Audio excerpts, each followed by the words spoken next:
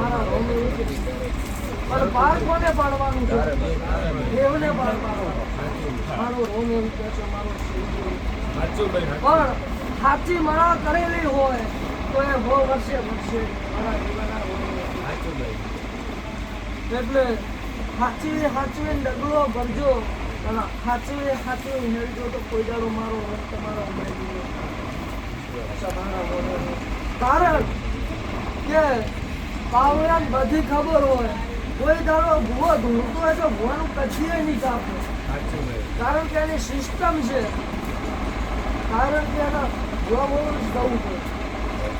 અને ભૂવાને એવું પૂછનારો મને દેવું ના બોલતું હોય તો એ પાવડિયો સભાના મોને ગમે તે રેડી ભૂંજાય છે એના હાસી એના દેવ ઉજવાડતું હોય, અને એટલા માટે ગમે તેવું દેરું રિહાઈ ગયું હોય પાવડિયાને એવું મનાય પણ પાવડિયાની અંદર રોમ હોવા જોઈએ સભાના. પછી મારો રોમ એવું કહે છે, મારો શિવજી એવું કહે છે, જો વેળાએ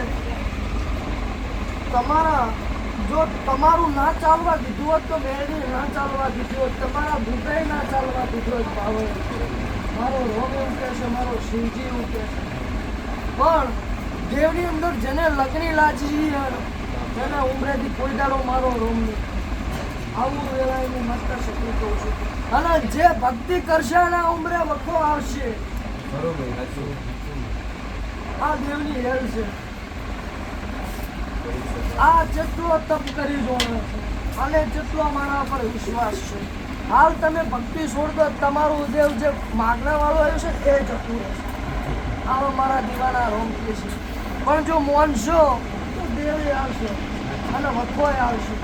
મારા દીવાના રોમની ભક્તિ રોમની સબરીએ 70 વર્ષ તપસ્યા કરીએ જાણે રામ મહારાજ. સાચી વાત તો થઈ. પણ એને રોમ ઉપર વિશ્વાસ હતો કે રોમ આવશે, તો એ 70 વર્ષે મળ્યો હતો રોમ.